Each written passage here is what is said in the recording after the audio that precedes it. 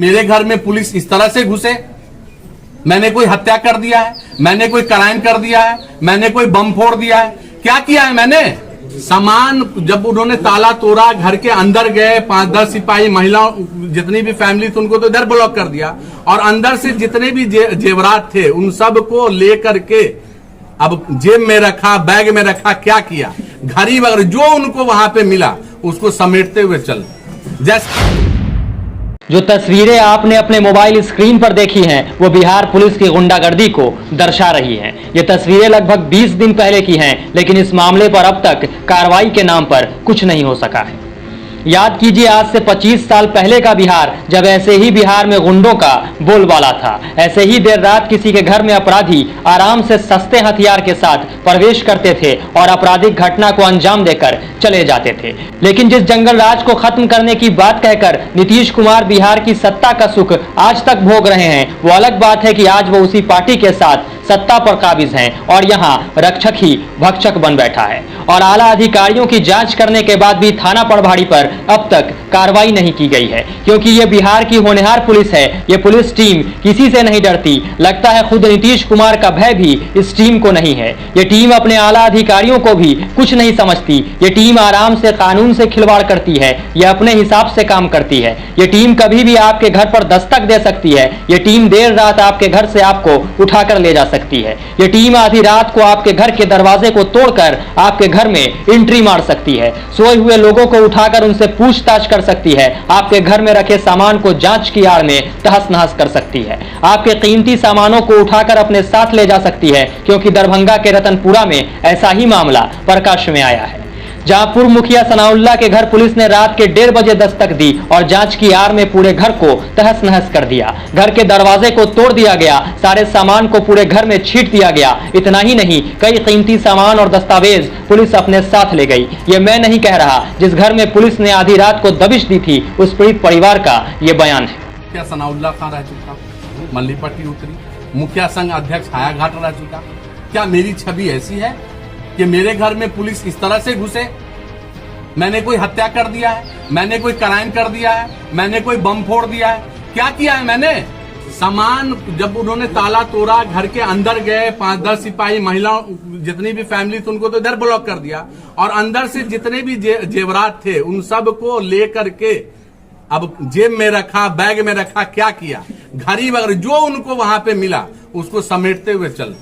जैसे लग रहा है कि वो हमें पकड़ने नहीं, लूटपाट करने, डकैती करने, हमारी हत्या करने। वहीं इस मामले को लेकर 4 अगस्त को आला अधिकारियों द्वारा मुखिया के घर पहुंचकर घटना की जांच की गई। आला अधिकारियों की जांच के बाद पीड़ित परिवार समेत आम लोगों को यह भरोसा था कि शायद दोषियों पर कार्रवाई होगी, लेकिन 2 सप्ताह बाद भी अब तक इस मामले में किसी पर कोई कार्रवाई नहीं की गई, जिसको लेकर आज जन अधिकार पार्टी और हायाघाट मुखिया संघ द्वारा एक साथ लहरियासराय धरना स्थल पर 1 दिवसीय धरना प्रदर्शन किया गया, जिसमें हजारों की संख्या में महिलाएं, पुरुष एवं युवा मौजूद थे। इस अवसर पर जाप प्रमुख पप्पू यादव भी पहुंचे। उन्होंने धरना स्थल पर मौजूद मुखिया एवं जनता को संबोधित करते हुए कहा कि बिहार में अपराधियों पर अंकुश लगने का नाम नहीं ले रहा है। पुलिस प्रशासन अपनी मनमानी कर रही है।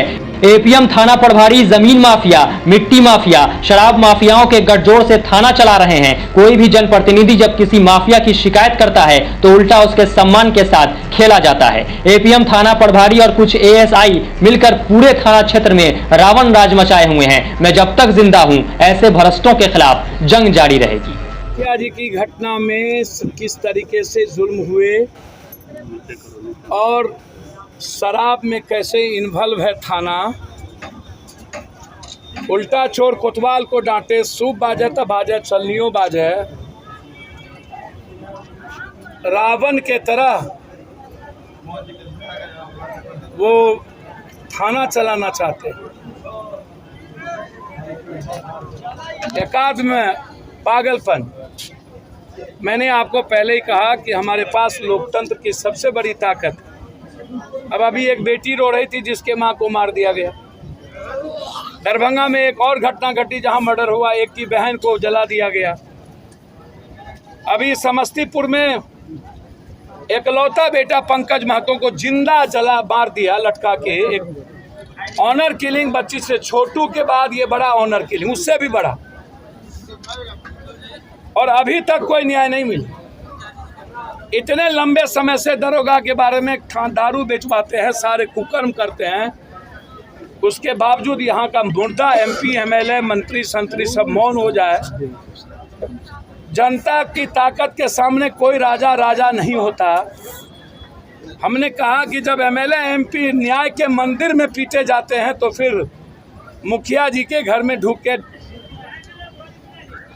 रखवाली ही डकैत हो जाए, चोरी कर ले और सब कुछ लूट के चला जाए।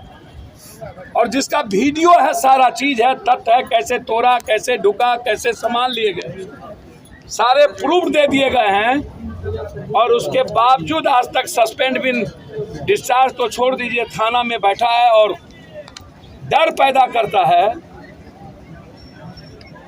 तो उनको मैं बता देना चाहता हूं कि जन अधिकार पार्टी और इस देश की जो माँ बहनें हैं और मिडिल क्लास और गरीब के लोग हैं, युवा हैं, वो दुनिया में डरता नहीं है। हम किसी को छेड़ते नहीं हैं, यदि कोई छेड़ता है तो हम किसी को छोड़ते भी नहीं। हम का मतलब समाज, हम का मतलब सारे जनप्रतिनिधि, जो 10 मुखिया यहाँ, जिला पार्षद और सभी लीडर हमारे क्रांतिकारी यहाँ खड़े, मुखिया संघ के अध्यक्ष से लेकर सारे जिला पार्षद मुखिया लाल बाबू चौधरी जी, सब के सब न्याय के लिए एक आवाज, दरभंगा के लोकतंत्र की रक्षा के लिए, दरभंगा में आम आदमी अपराध मुक्त दरभंगा के लिए। बहरहाल बिहार में बढ़ती पुलिसिया दबंगई से लोगों के बीच खौफ का माहौल कायम है। वहीं सूबे में सुशासन राज का ढोल पीटने वाले सुशासन बाबू इन सबसे बेखबर कुंभकर्णी निंद्रा में सोए हैं। जनता न्याय के लिए दर-दर की ठोकरें खाने समेत धरना देने को मजबूर है, लेकिन दोषियों पर कार्रवाई के सवाल पर पूरा सिस्टम मौन है। तो सवाल ये कि आखिर पुलिस की दबंगई कैसे खत्म होगी? सवाल ये कि पुलिस का देर रात किसी के घर में घुसकर तोड़फोड़ मचाना सही है क्या? सवाल ये कि जब रक्षक ही भक्षक बन जाएं तो न्याय की उम्मीद किससे रखी जाए? सवाल ये कि क्या पुलिस की इस हरकत की सजा उसे मिलेगी या न्याय के लिए लोगों को यूं ही धरना प्रदर्शन करते रहना पड़ेगा? सवाल ये भी कि अब न्याय की उम्मीद किससे रखी जाए, क्योंकि सूबे के मुखिया को कुर्सी के लिए पाला बदलने से फुर्सत नहीं है और जनता बाहर वाले बिहार में पुलिसिया भय से खौफजदा है। अब देखना है सरकार समेत पूरा सिस्टम पीड़ित को न्याय कब तक दिला पाता है।